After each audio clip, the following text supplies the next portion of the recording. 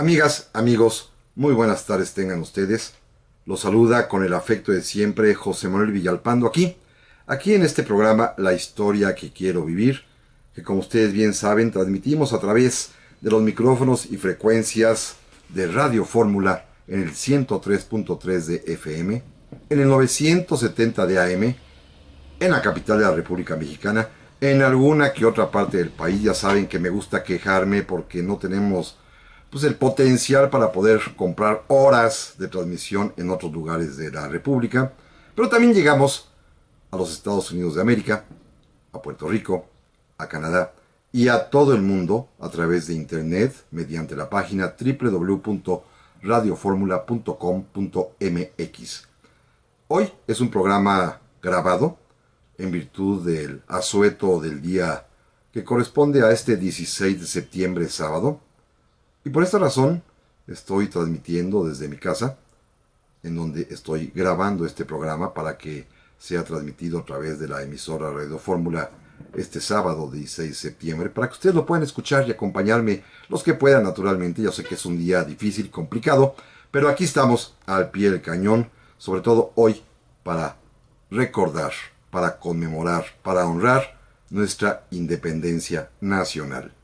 Naturalmente está a su disposición, como siempre, nuestras vías electrónicas de comunicación a través del correo villalpandohistoriador@gmail.com o mediante la página de Facebook Villalpando la Historia, en donde, como siempre lo hago cuando hacemos un programa grabado, en cuanto me sea posible responderé sus amables comentarios, naturalmente, como es mi costumbre.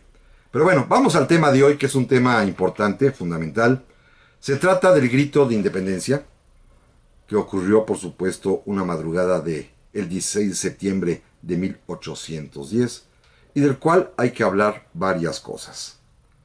Hoy quiero recordar, evocar esos momentos, porque en ellos se encierra el concepto más profundo de la mexicanidad, de la identidad nacional de todos nosotros, de lo que somos, de lo que queremos ser y lo que debemos ser.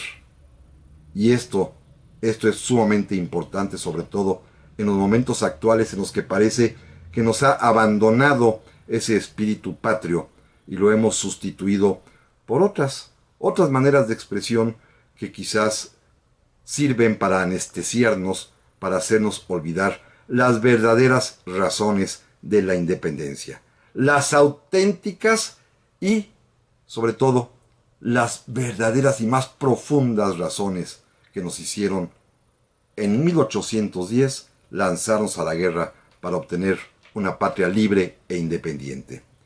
Ustedes recuerdan, y voy a comenzar por ahí porque la narración siempre es muy hermosa, este episodio cuando en la conspiración de Querétaro varios personajes encabezados por el corregidor de aquella ciudad, Miguel Domínguez, por su esposa, doña Josefa Ortiz, por los capitanes del ejército virreinal de aquel tiempo, Ignacio Allende, Juan Aldama, Mariano Abasolo, pero sobre todo acompañados por esta figura fundamental, recia, importante, intelectual del sacerdote Miguel Hidalgo y Costilla, cura de la parroquia de Dolores, que se reunían todos ellos en la casa del corregidor allá en Querétaro para conspirar. ¿Conspirar en qué? Bueno, conspirar para hacer la independencia. Estaban ellos seguros de que México ya era una nación, un país mayor de edad que no requería la tutela de España. Estaban convencidos de que había razones suficientes como el hartazgo del régimen colonial, del cual hemos platicado en programas anteriores, que hacían ya insostenible la presencia de España en México. Porque los españoles habían abusado, porque los españoles habían exagerado, porque los españoles se habían llegado en los últimos 50 años de aquel tiempo a extremos verdaderamente terribles bajo el régimen del despotismo ilustrado al que tenían sujeta a la Nueva España.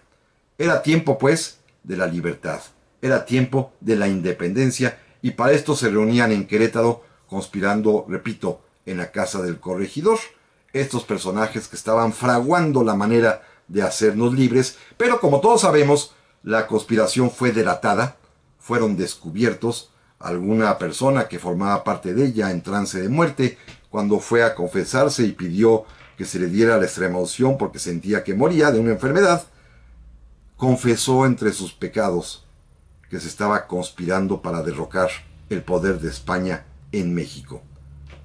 El sacerdote que escuchó la confesión fue de inmediato a dar parte a las autoridades y éstas inmediatamente ordenaron la detención de los principales conspiradores. No sabían todavía que formaba parte de ella Miguel Domínguez, a quien le ordenaron que cateara a sus amigos Emeterio González y los demás, que pusiera presa a la propia señora corregidora, a su esposa, y al mismo tiempo se giraron órdenes de aprehensión que implicaban poner preso a los capitanes Ignacio Allende y Juan Aldama. En este trance, como todos sabemos, cuando el corregidor pone presa y encierra en su recámara a doña Josefa Ortiz, su esposa, ella, con su zapato, golpeó fuertemente el piso para llamar la atención de quien abajo estaba, el alcaide Pérez, que era el comandante o director de la prisión local allí en Querétaro, quien subió apresuradamente a ver qué se le ofrecía a la señora corregidora, y ella fue quien le dijo: avísenle a Ignacio Allende que hemos sido descubiertos, y Pérez, inmediatamente, muy presto, raudo y veloz, salió a caballo disparado hacia el pueblo de San Miguel, entonces San Miguel el Grande, en donde al llegar a la casa de Allende no lo encontró, puesto que él mismo ya había sido avisado de la posible denuncia, y solamente halló allí al capitán Juan Aldama y con él emprendió el viaje hacia la congregación de Dos Dolores, allá en Guanajuato. Efectivamente, en la casa de Hidalgo, en Dolores, ya se encontraba refugiado el capitán Ignacio Allende, temeroso, preocupado por lo que iban a hacer, y cuando llegó el alcaide Pérez acompañado de Juan Aldama, pues Hidalgo los reúne. Primero, los invita a tomar un chocolatito. Están en plena madrugada del día 16 de septiembre, acaba de anochecer, está el alba todavía muy lejana, y el padre Hidalgo, con una serenidad verdaderamente increíble, los invita a tomar chocolate, lo que Juan Aldama responde y replica: padre, como un chocolate cuando está en juego el pescuezo. Sin embargo, Allende los calma, evalúan la situación, lo comentan, e Hidalgo es cuando pronuncia aquellas palabras terribles y que dijo: pues estando así las cosas, no queda más remedio que ir a coger gachupines. Y entonces, de inmediato dispuso las cosas para que sus partidarios, algunos fueran a tomar presos a los españoles que había en Dolores, otros más que fuesen a liberar a los presos de la cárcel, algunos otros, acompañando al padre Hidalgo, se presentaron en las oficinas públicas en la casa del subdelegado, el hombre que gobernaba Dolores, para exigirle que entregara los caudales del diezmo que allí se encontraban, y ya con todo eso decidió dirigirse a la parroquia, a la cual llegó en pocos minutos, caminando todavía en la madrugada. Eran antes de las 7 de la mañana de aquel 16 de septiembre de 1810. Era domingo, día de plaza, y en ese entonces, pues la gente, como sucede hoy en día, acostumbraba desde muy temprano montar los puestos para el comercio, en donde la gente se reuniría a lo largo de la mañana para comprar y mercar los productos más elementales: maíz, trigo, alfarería. Y entre los puestos fue caminando el padre Hidalgo y la gente lo veía azorado porque era aún muy temprano. Pensaban que iba a dar misa, y sin embargo no era así.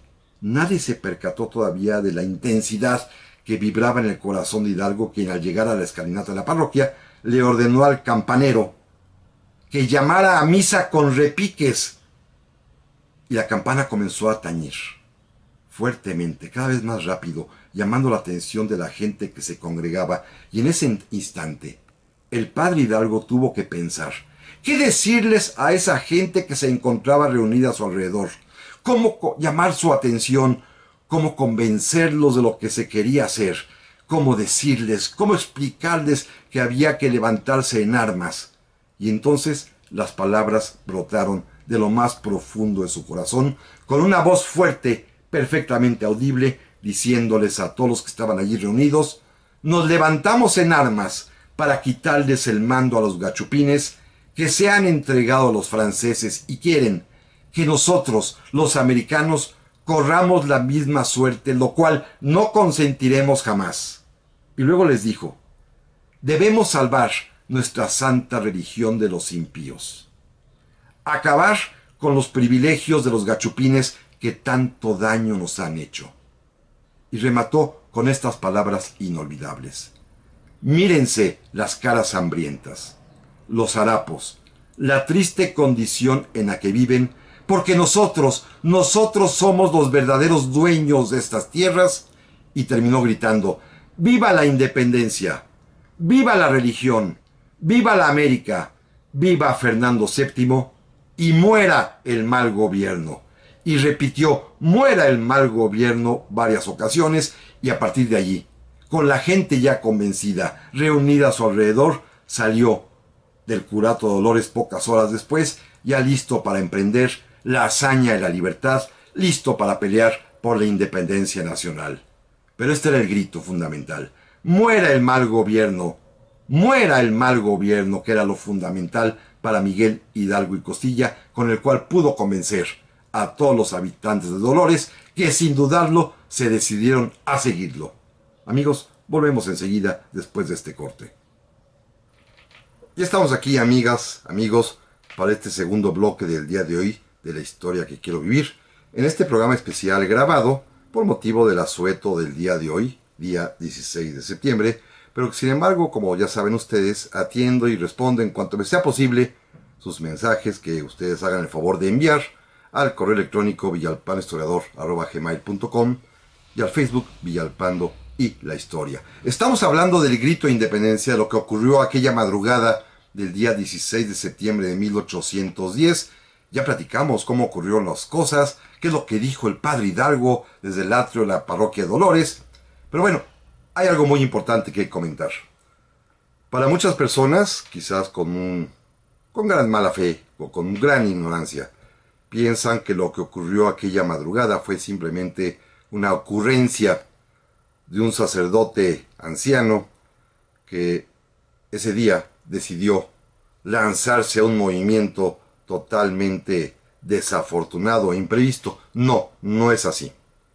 Vamos a demostrarlo enseguida, primero argumentando que Hidalgo, como todo buen revolucionario, era un estudioso, un pensador, un hombre que había leído, que había aprendido, que había recorrido las páginas más importantes de la historia del pensamiento filosófico de la humanidad y estaba perfectamente bien consciente de lo que estaba haciendo en ese momento. Para eso, él se había preparado por largos años. Porque, amigos, para hacer la revolución hay que estudiar. Las revoluciones no se improvisan. El pensamiento no surge de manera espontánea, de pronto, de repente, no.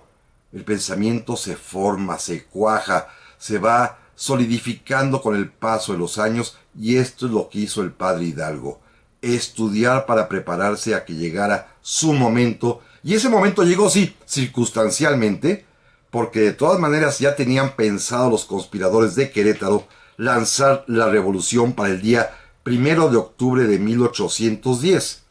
Faltaban unos cuantos días. Simplemente las circunstancias se adelantaron, fueron descubiertos, fueron delatados y tuvieron que dar el paso, pero un paso que Hidalgo tenía ya perfectamente bien pensado. Es más, los argumentos que hubiese dado el 1 de octubre son los mismos que dio la madrugada del 16 de septiembre de 1810. Regresemos un poco en la vida de Hidalgo que ya conocemos. Es un hombre que cuando fue joven, cuando era estudiante en el Colegio Jesuita de Valladolid, hoy Morelia, allá en Michoacán, había vivido, había sentido en carne propia la opresión. ¿Cuándo? ¿Se acuerdan ustedes, amigos, que hemos platicado de ello? El día en que fueron expulsados los sacerdotes jesuitas de toda la Nueva España.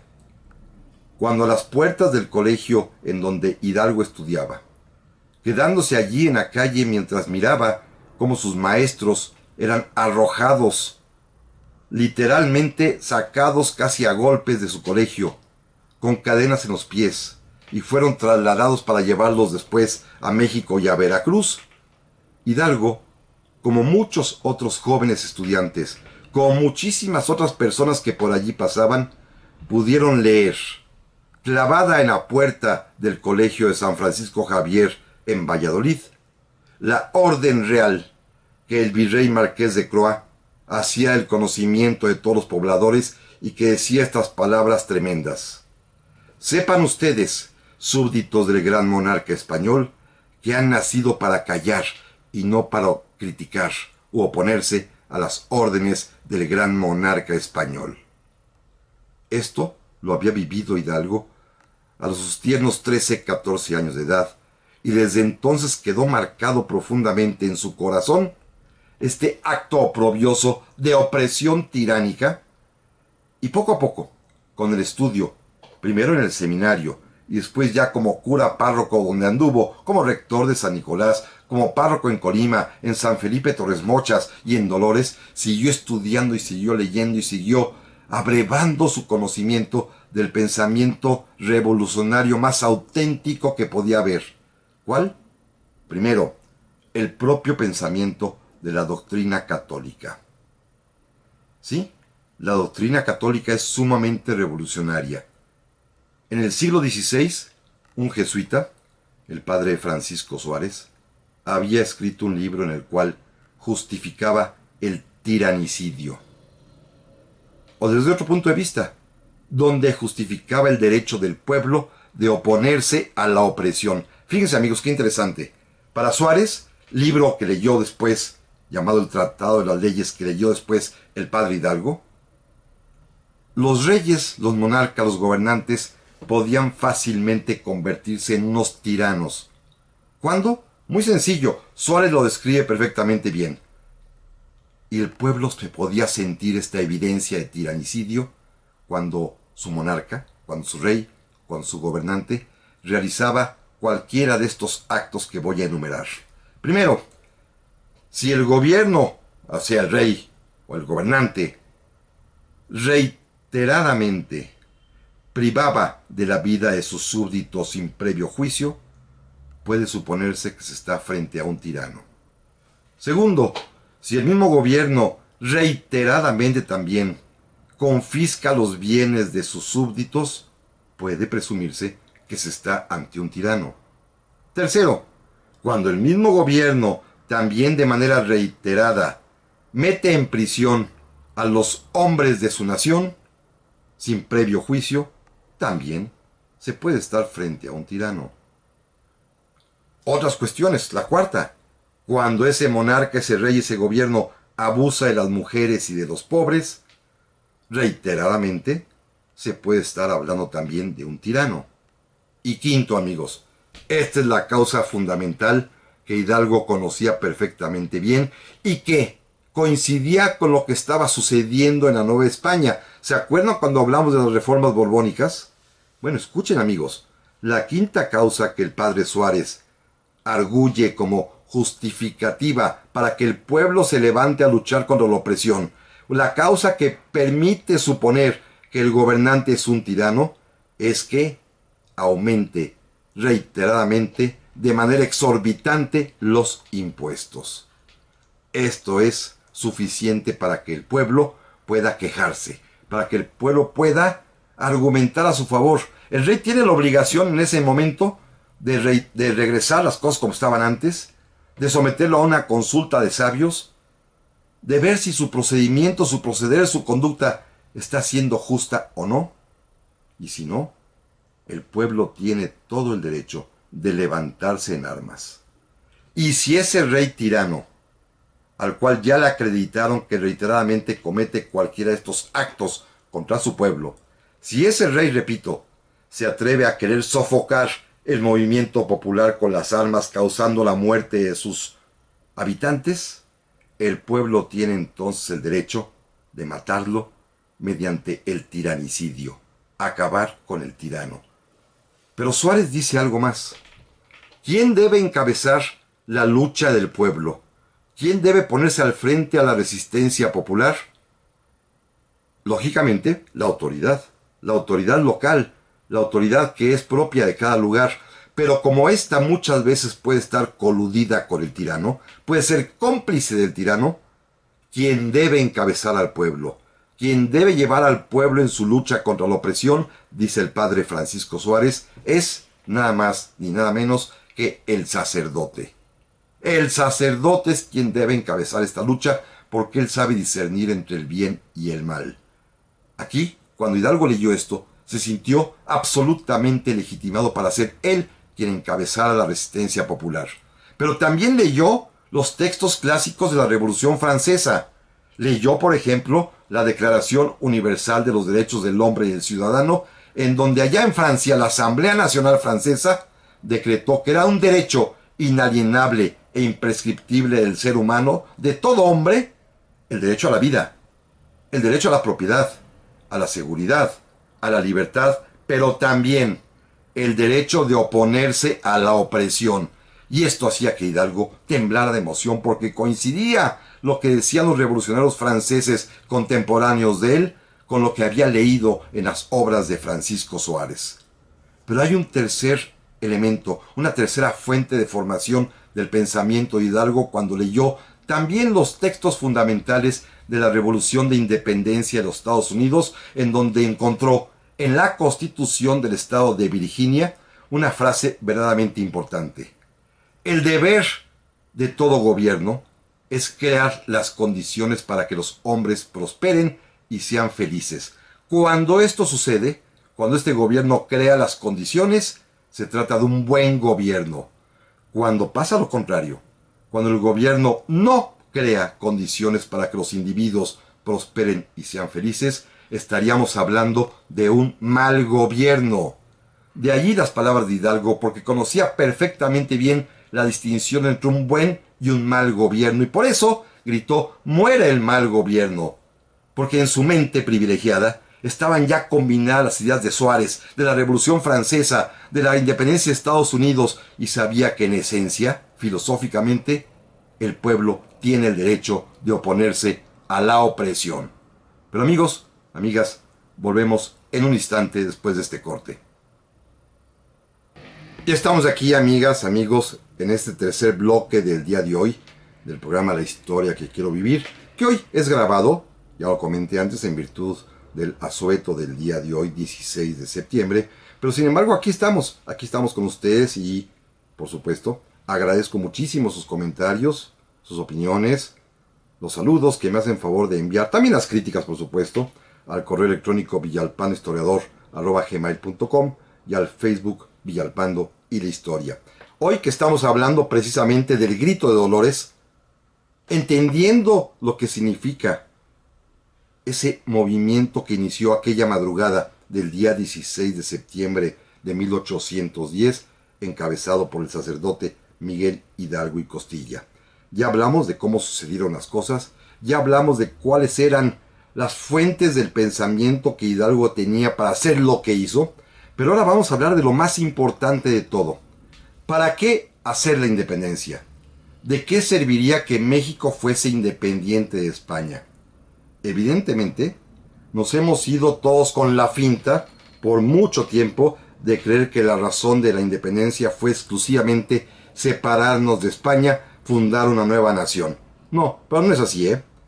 Ni Hidalgo, ni aquellos que lo siguieron, ni los que además continuaron su obra como Morelos o como Guerrero, como Iturbide, o como todos los insurgentes que pelearon esos 11 años de guerra de independencia, ninguno de ellos tenía como idea fundamental la separación de la Nueva España de la Vieja España. Esto era algo realmente sencillo y sin chiste.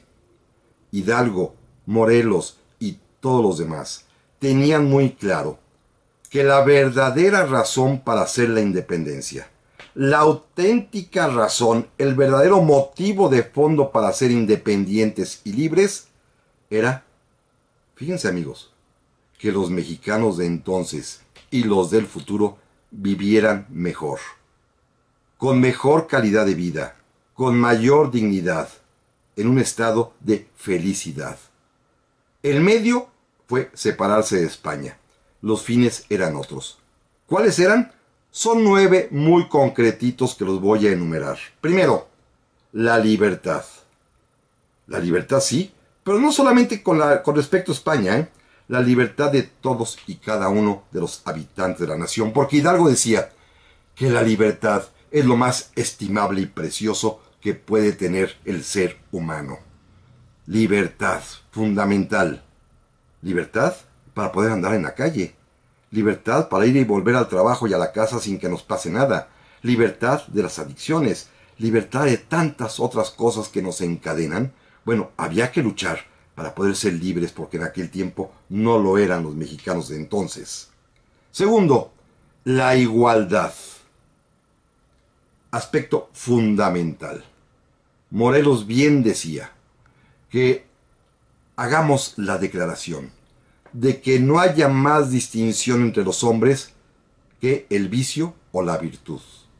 Esa es la única distinción que debe haber entre todos los seres humanos, porque todos somos iguales, ya que del mismo tronco hemos nacido. Somos absolutamente iguales y que no haya privilegios ni abolengos y que simple y sencillamente se distinga al hombre bueno del hombre malo, al hombre virtuoso del hombre vicioso. La igualdad. Tercero, la justicia, que era un tema fundamental en su tiempo y que lo sigue siendo, por supuesto, y al cual Morelos lo definió perfectamente bien. Que todo aquel que se queje con justicia tenga un tribunal que lo ampare y lo proteja contra el fuerte y el arbitrario. La justicia era un reclamo esencial de la independencia, y sigue siéndolo. Cuarto, que tengamos buenas leyes. Buenas leyes, amigas, amigos. El padre Hidalgo decía claramente que las leyes deben ser suaves, benéficas y acomodadas a cada lugar. Pero Morelos, con más precisión, dijo que como la buena ley es superior a todo hombre, las que dicte nuestro Congreso deben ser tales que moderen la opulencia y la indigencia, que obliguen a constancia y patriotismo y, fíjense bien, que aumenten de tal suerte el jornal del pobre para que se evite la ignorancia, la rapiña y el hurto. Estos eran los atributos que Hidalgo y que Morelos veían en las leyes que deberían regir en el nuevo país que ellos estaban imaginando y que por eso se lanzaron a la guerra. Leyes suaves, justas, benéficas, que moderen la opulencia y la indigencia y que aumenten el jornal del pobre. Pero aparte de buenas leyes, también se requería algo más. Un buen gobierno, como lo había dicho el padre Hidalgo, aquel que crea las condiciones para que los individuos prosperen y sean felices. Decía Hidalgo, queremos un gobierno que nos trate con la dulzura como padres, como si fuéramos hermanos todos. Un gobierno que se encargue de abatir la pobreza, que se encargue de detener la devastación del reino, de fomentar la industria, de fomentar las artes. Y Morelos, a través de sus amigos los constituyentes de Apatzingán, definieron claramente que la única misión del gobierno, el deber fundamental del gobierno, su única tarea para la que se crea el gobierno es conservar íntegros los derechos de vida, de libertad, de propiedad y de seguridad. Esto es para Morelos un buen gobierno. Un punto importante, abatir la pobreza. Hidalgo no podía ver a los pobres. Él mismo había gastado su capital, su riqueza personal, en ayudar a los pobres para que pagaran los altos impuestos que cobraba la corona española. Por eso dijo, mírense las caras hambrientas, los harapos, la triste condición en la que viven, porque nosotros somos los verdaderos dueños de estas tierras. Y Morelos lo acabo de decir hace un momento. Estaba seguro que lo más importante para abatir la pobreza era aumentar los salarios, aumentar el jornal, como él lo llamaba, para que de este modo se terminara con la ignorancia, con la rapiña y con el hurto. Un punto más, la educación. Hidalgo decía que la educación del pueblo es la verdadera riqueza y el poder de las naciones. Solo la educación. Y Morelos no se quedó atrás. Nos dio la gran lección educativa de nuestra historia que aún no hemos podido alcanzar. Decía él que se eduque igual al hijo del más humilde barretero que al hijo del más rico hacendado. Educación igual para todos y a partir de ahí los talentos de cada quien que lo hagan crecer y progresar, pero a partir de una educación idéntica para todos, igualdad en educación. Un tema importantísimo, los insurgentes, Hidalgo y todos los demás, pensaban que la independencia, es decir, crear estas condiciones nuevas, traerían necesariamente la felicidad. Y lo que es más, se atrevieron a definir la felicidad. En la Constitución de Apatzingán, Morelos y sus amigos escribieron estas palabras que son magníficas.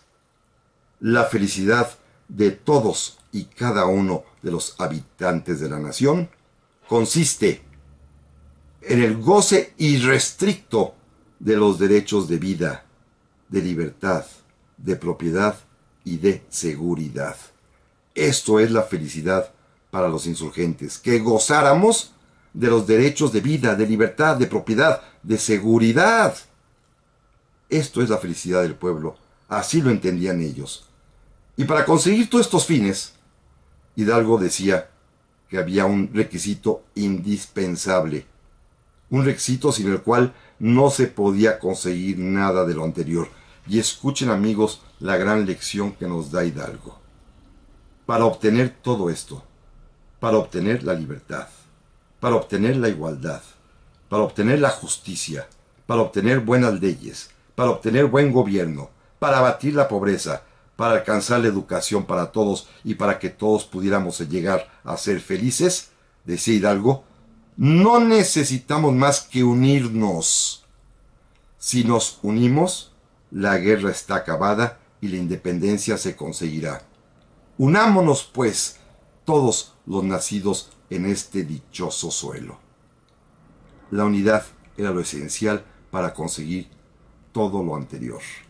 Y hoy, a 207 años de que ocurrieron estos acontecimientos, sería muy bueno que todos meditáramos en estas razones que los insurgentes, en sus propias palabras, como las he repetido hace un momento, en lo que soñaban, en lo que querían para nosotros. ¿Tenemos verdaderamente el país que ellos imaginaron? ¿Hemos alcanzado la nación que ellos soñaron? ¿Se cumplen al día de hoy, después de 207 años de dado el grito de independencia, las promesas que nos hicieron aquellos hombres que nos dieron patria y libertad? Yo creo que es el momento oportuno. Primero para exigir que se cumplan estas promesas, pero sobre todo, lo más importante, no basta con exigir, basta, y lo necesario e indispensable, es que cada quien ponga su granito de arena, cada quien haga el esfuerzo para que logremos todos darle vida al sueño de los hombres que nos dieron patria y libertad. Esto es el reto de todos los mexicanos hoy en día. Volvemos en un momento. Ya estamos aquí, amigas, amigos, en este último bloque del día de hoy, de este sábado 16 de septiembre, que es una transmisión grabada en virtud del asueto del Día Patrio que conmemoramos el día de hoy. Pero sin embargo aquí estamos. Se los agradezco infinitamente su compañía. Si no, la pueden escuchar también después en el podcast o ver el video correspondiente a este programa en el Facebook Villalpando y la Historia. Como ya saben, estoy respondiendo los amables correos y mensajes que me han hecho favor de enviar y pues vamos a seguir con el relato. Pero volvamos a la historia. Aquel 16 de septiembre de 1810, luego de haber dado el grito, después de que se reunieron en el atrio esa multitud de personas que lo escucharon, comenzó entonces la verdadera organización del primer ejército insurgente. Decidieron acompañar a Hidalgo unas 600 personas y pasó algo muy curioso, ¿eh? Muchos hombres se prestaron voluntariamente a acompañarlo, pero algunos otros tenían de alguna manera temor, les daba miedo, cómo dejar a la familia. Pero fíjense, amigos, fueron las propias madres, las esposas, las hijas, las que les decían a su hijo, a su esposo, a su padre, ¿no vas a unirte al padre Hidalgo? ¿Cuántas veces él te libró de ser azotado y pagó por ti los impuestos? ¿Lo vamos a dejar solo ahora que nos está convocando y nos necesita? Y de esta manera fueron, repito, 600 personas las que salieron con él rumbo a iniciar la guerra de independencia. Al frente de ellos iba Hidalgo, acompañado por los capitanes Ignacio Allende, Juan Aldama, y muchísimas personas de su confianza que iban de alguna manera en el camino, explicándoles a los demás cómo manejar las armas, los mosquetes que ya tenían, los machetes, los arcos y las flechas, y de pronto también los alcanzó el capitán Mariano Abasolo con el escuadrón del regimiento de dragones de la reina, que estaba de cuartel allí en Dolores y que decidieron unirse a la guerra libertaria. Avanzaron por el camino y llegaron al pueblo de Atotonilco. Y ahí todos conocemos la historia, pero la quiero repetir. Hidalgo se detuvo un momento, se apeó de su caballo, penetró al templo que se encuentra allí, avanzó a través de la nave central, después ingresó a la sacristía y se dirigió exactamente a donde él sabía que se encontraba un gran estandarte de la Virgen de Guadalupe. Lo tomó en sus manos, caminó de regreso otra vez hasta la salida del templo y ya en la escalinata de esa iglesia lo mostró a su hueste, a su ejército. Y de pronto volvió a gritar: ¡viva la independencia! ¡Viva la religión! ¡Muera el mal gobierno! Pero viva también la Santísima Virgen de Guadalupe. En ese momento todos lo aclamaron, todos vitorearon, todos aplaudieron y de pronto todos traían ya estampitas de la Virgen de Guadalupe en su sombrero. Se había convertido la imagen guadalupana en la bandera del movimiento insurgente. Y tenían razón, ¿eh? El padre Hidalgo, más adelante cuando le preguntaron por qué tuvo esa ocurrencia feliz de tomar como bandera la imagen guadalupana, él dijo simplemente: hemos levantado la bandera de la patria poniendo en ella a nuestra universal patrona y protectora, la siempre Virgen María de Guadalupe, porque ella nos ha de sostener y ayudar en este gran proyecto, nos dará fuerza, nos dará esperanza y nos dará valor. Esta era la razón esencial por la cual el padre Hidalgo comprendió que si había un símbolo de unión entre todos los mexicanos, ese símbolo era precisamente la Virgen de Guadalupe. Porque ante ella no había distingos. Lo mismo los ricos que los pobres le rezaban. Lo mismo los más afortunados y los más humildes también le imploraban ayuda y protección. En los templos, en las iglesias, en toda la Nueva España, un pobre podía estar arrodillado y un rico podía junto a él también arrodillarse para pedirle favores a la misma Virgen de Guadalupe. Se convirtió pues en la bandera. Lucas Alamán, el gran historiador, platicó con algunos insurgentes cuando llegaron a Guanajuato y les preguntaban: oigan, ¿pero qué significa que tengan ustedes a la Virgen de Guadalupe como estandarte de esta guerra? Y los soldados insurgentes, probablemente hombres muy humildes, hombres pobres, hombres quizás ignorantes, le decían una gran verdad: mire, señor, si la Virgen no se hubiese aparecido aquí para apoyarnos y favorecernos, lo hubiese hecho en cualquier otra parte.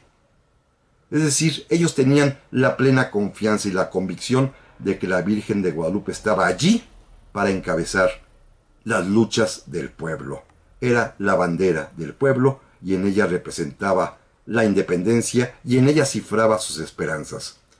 Más adelante, un autor insurgente, el famoso periodista Carlos María de Bustamante, que estaba impresionado con esta visión magnífica de la Virgen de Guadalupe, que era la que encabezaba el movimiento por todas partes y que había sido adoptada como símbolo y bandera, primero por Hidalgo, pero después por Morelos y por todos los insurgentes. Llegó a modificar, fíjense bien amigos, a modificar la narración auténtica y primigenia del relato guadalupano, aquella que hemos comentado del Nican Mopogua, que se atribuye a un indígena de nombre Antonio Valeriano, en donde dice que cuando la Virgen se le apareció a Juan Diego le dijo: ¿qué no estoy yo aquí que soy tu madre? ¿Qué más necesitas? ¿Qué más has de menester? Este es el relato original tradicional. Bueno, Carlos María de Bustamante lo modificó y escribió una versión que circuló profusamente por todo el campo insurgente, en un papelillo que logró dar a la prensa y que circulara, repito, de manera muy amplia, diciendo que la Virgen de Guadalupe le dijo a Juan Diego: ¿qué no estoy yo aquí que soy tu madre? ¿Qué más necesitas? ¿Qué no voy a ser yo quien te dé la libertad? era la Virgen libertadora, era la Virgen libertaria. Fíjense amigos, el impacto, el efecto, la fama, el prestigio de la Virgen de Guadalupe encabezando el movimiento insurgente llegó hasta oídos en América del Sur de Simón Bolívar. Y en su famosa Carta de Jamaica escribió claramente que los insurgentes de México habían adoptado como bandera a la imagen de la Virgen María de Guadalupe. Es decir, era un movimiento continental. La Virgen de Guadalupe era la Virgen de la libertad, era la Virgen de la independencia. ¿Qué más podíamos pedirle a la Virgen en ese momento que hasta la independencia, hasta la libertad nos dio? A partir de ahí, la guerra de independencia va a caminar por otros cauces que platicaremos en el programa siguiente, pero lo importante el día de hoy era rescatar estos valores esenciales y fundamentales de por qué se dio el grito. ¿Cuáles fueron sus motivaciones? ¿Cuáles fueron las fuentes en las cuales Hidalgo se inspiró? ¿Cuáles eran los objetivos del movimiento libertario? ¿Cuál fue su bandera? La imagen de la Virgen de Guadalupe. Hoy en día, a 207 años, ¿cuántos de estos valores, cuántos de estos principios, cuántas de estas ideas yacen olvidadas, a veces en nuestros corazones y a veces, muchas veces, en los corazones de los gobernantes? ¿Hasta dónde debemos hacer nosotros por hacer vigentes estos principios? ¿Cuál es el compromiso que tenemos los mexicanos de hoy de darle vida a los sueños que tuvieron Hidalgo y Morelos y todos los hombres que nos dieron patria y libertad? Está bien festejar, por supuesto. El día de ayer en la noche escuchamos el grito, algunos por televisión, otros en las plazas de los municipios, de las ciudades capitales, de la capital de la ciudad, en la Ciudad de México. Escuchamos el grito. Escuchamos lo que repiten de manera muy simple y metódica los gobernantes, que no se atreven a decir las palabras esenciales que dijo Hidalgo, de muera el mal gobierno, ni aquello tampoco de mírense las caras hambrientas, porque eso no lo repiten. Hoy nos conformamos con corear el nombre de los héroes que nos dieron patria y libertad, con repetir viva la independencia y con decir viva México. Pero recordar la independencia, evocarla y honrarla no se hace con cohetes ni con pozole. No se hace poniéndose sombreros de charro y dando discursos. La verdadera independencia se construye día a día, haciendo vigentes, volviendo realidad los principios y valores que le dieron origen.